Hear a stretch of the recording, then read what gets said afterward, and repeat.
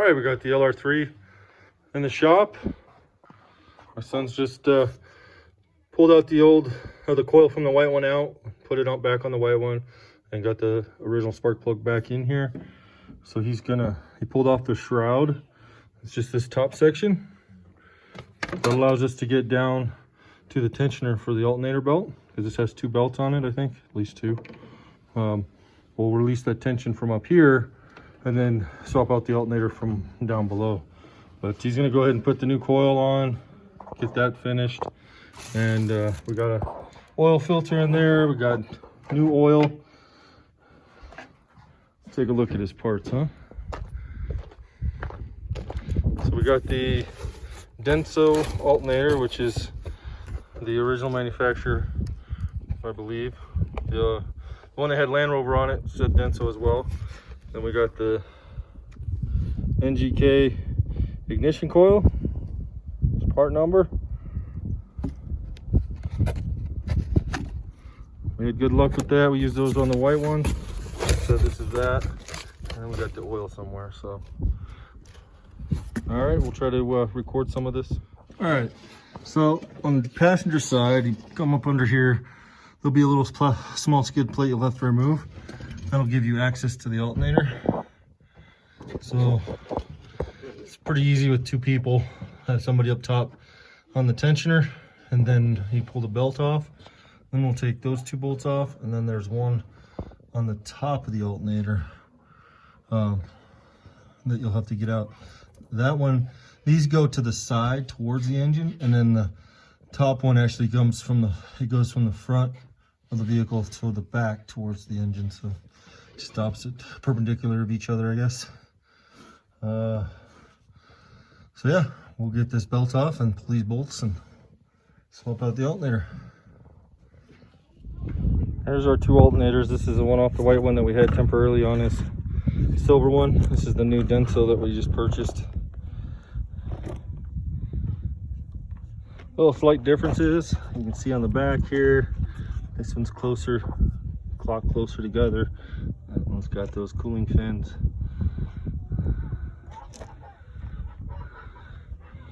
A little bit of casting difference. See how this is solid on this side. The back is open. This one's the opposite of that. Biggest differences that we can see. We'll get it hooked up there. This is, see if there's a part number on here.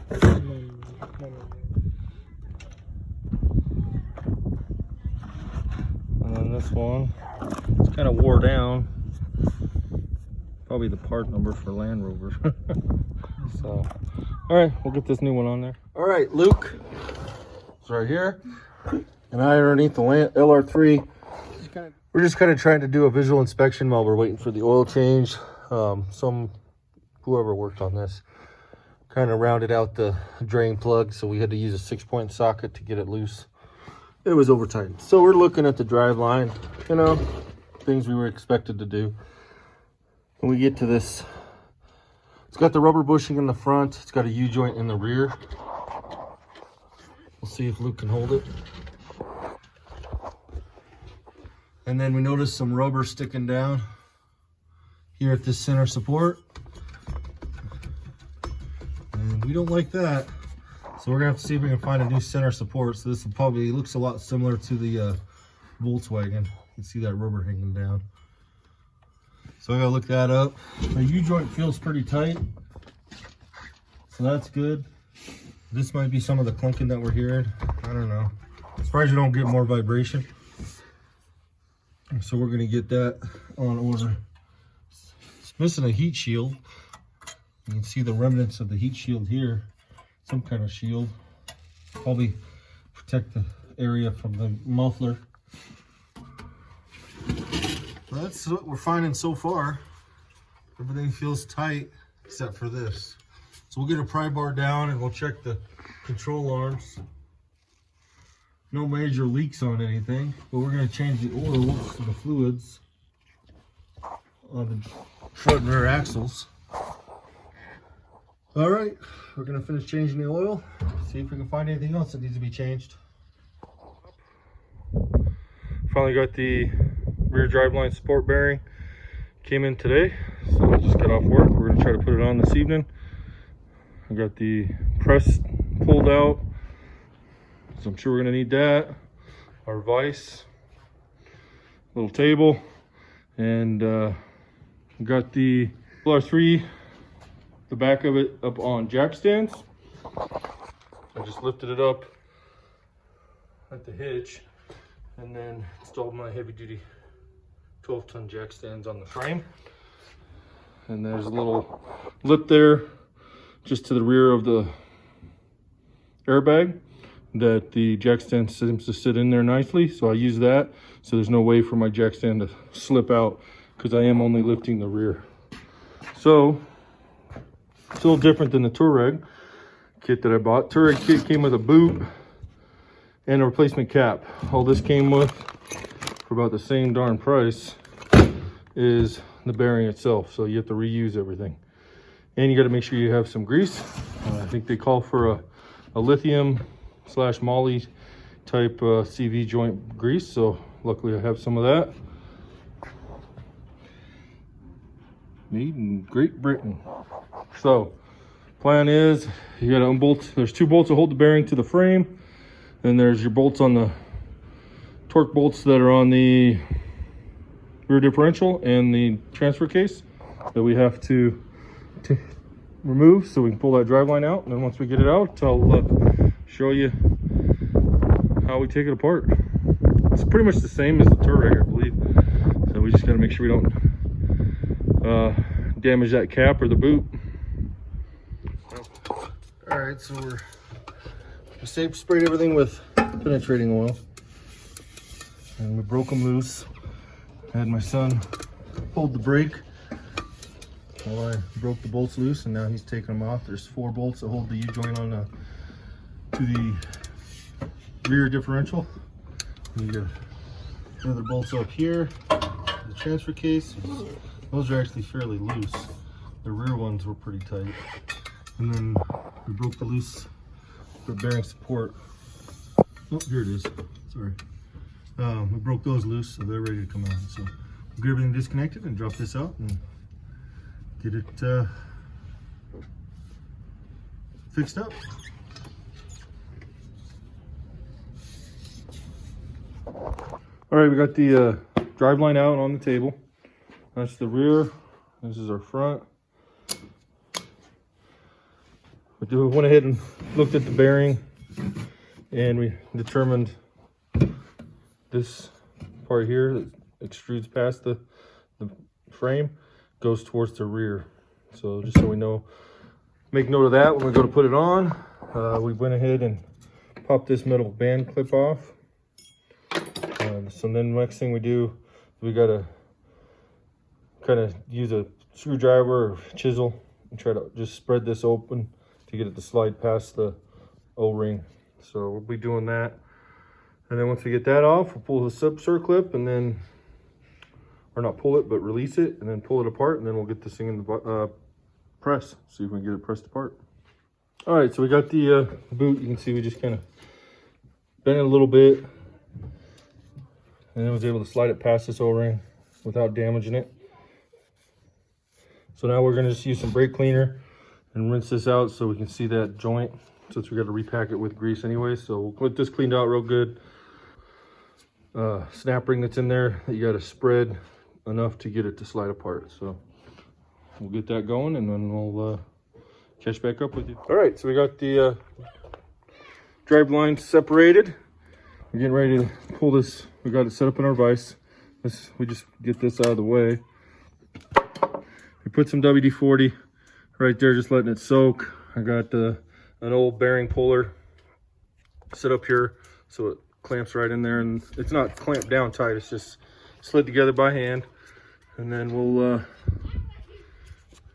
put a piece of metal here. That's what we did last time, and then we'll see about pressing it down. Yeah,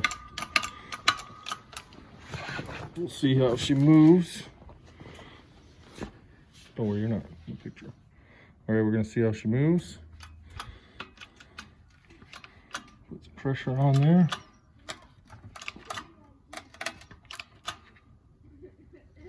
I think we broke that initial seal off.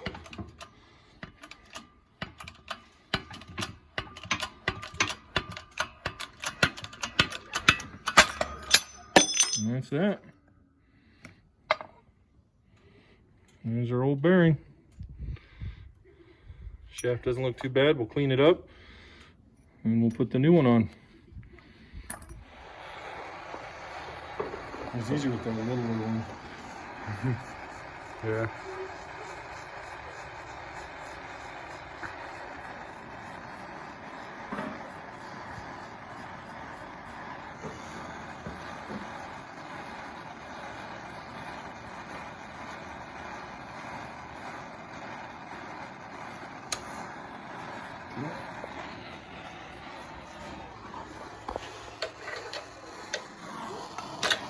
Not quite.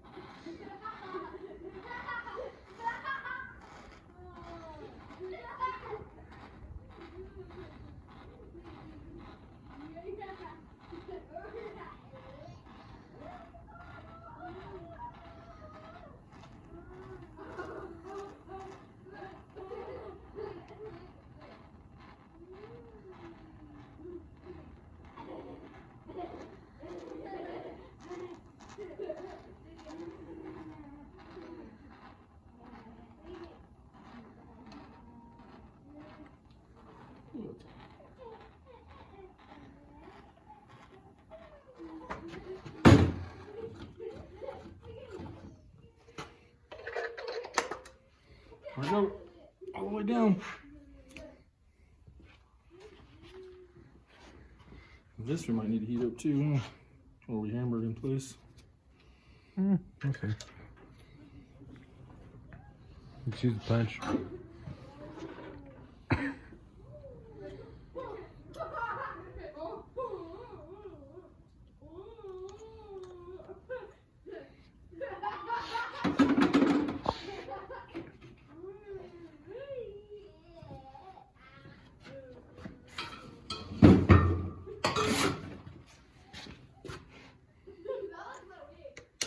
Is it okay? Yeah.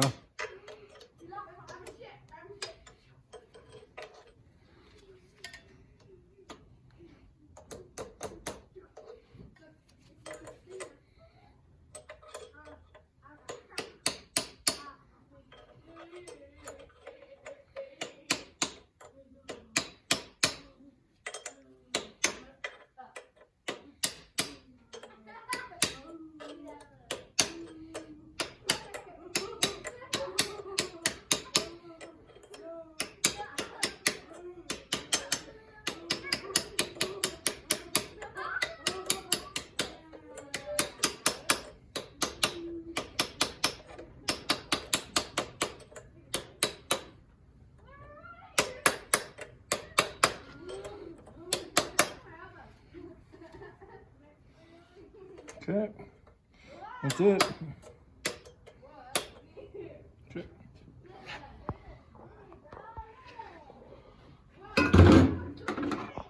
All right, it's already got dark on us, so we're hustling. I got the bearing in, got the drive line bolted up in the rear. Got Loctite on both of them, on both ends.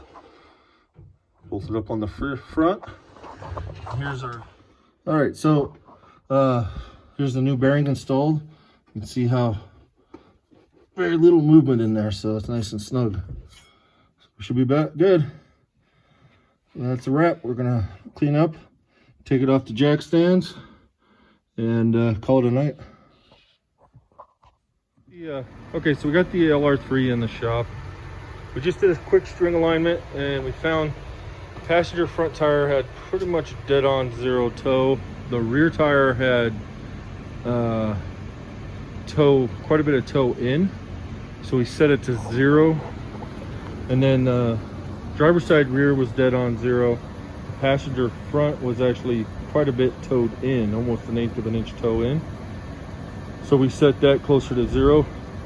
Now we're just going to do a suspension height calibration. It's been real squirrely at higher speed, so we just want to kind of get it close to calibration, and then we're going to do a suspension calibration before we transfer all those parts over. I have this old alignment tool that I bought a long time ago when I was messing around doing my own alignments. So what I did, nice thing is it's got a adjustment rod right there, so I can put it in the center of the wheel cover cap, and then it sits nice and stable and flat on the floor. I've attached a yardstick to it that actually measures in millimeters, so that'd be 50, like right now we'll go down to what it reads. This is reading 400, and they want you to put it into millimeters, so 444 centimeters is 440 millimeters, so this ends up being about 449 millimeters. So we're going to do that using this setup, and this should give us an exact measurement and be measuring the same spot all the way around the car. So we're going to give it a try. We're going to go over here and get the scanner. Keen's got the scanner all set up. Car's running. They don't want anybody in the vehicle, nothing leaning on it, and normal ride height. So kind of sits there, tells you what to pay attention to. I got a glare from the light, so sorry. Keen already went through and made sure we were at 50.1 psi on tire pressure all the way around, all four. You want to make sure that's the same, and you have the same tires all the way around, otherwise it'll throw it out. That's how sensitive this is. So it has to be on a flat surface. I'm not going to read everything. You guys can pause the video and read it for yourself. All right, so hit OK. Start the engine, make sure nobody's in the vehicle and all doors are closed.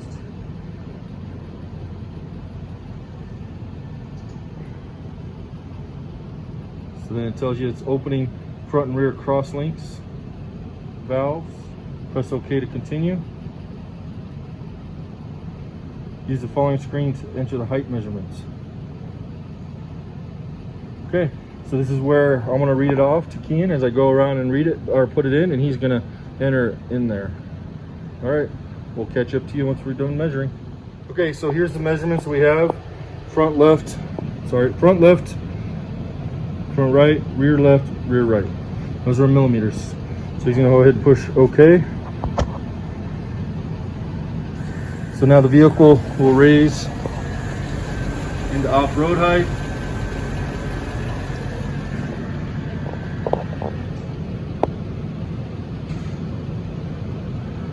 You hear the compressor working, sensors or valves leveling it out.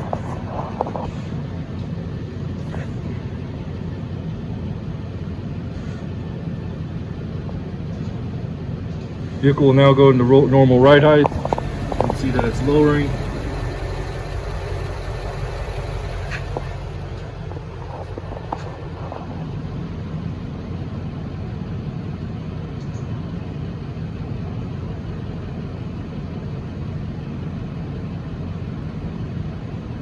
Press OK to continue. And I think it has this. Yep, so we're going to measure the suspension again. All right, so we'll go through and measure again and see what we got. All right, so here's our second set of measurements. Sorry about that glare. All right, you can see the front's like right on the money, 469, the rear, and about 3 millimeters off. So that's after it went through its cycle. So we'll go ahead and hit OK. Let me get on the other side. So, oh, go ahead. Okay, so it tells us, warning, the longitudinal acceleration signal is outside the expected range. This may cause unacceptable vehicle pitch if not corrected. Correcting this issue is achieved through the procedure associated with the broadcasting ECU, the EPB controller on current vehicles. All right, we'll look into that. Okay, just repeated it. Suspension unit has been calibrated. Switch off ignition. Here's a fun little, we just kind of rolled this up next to it. You can kind of see how much taller the tires are going to be. Of course, this doesn't have a lift or anything on it, but a lot more meat to the tires. Thanks for watching.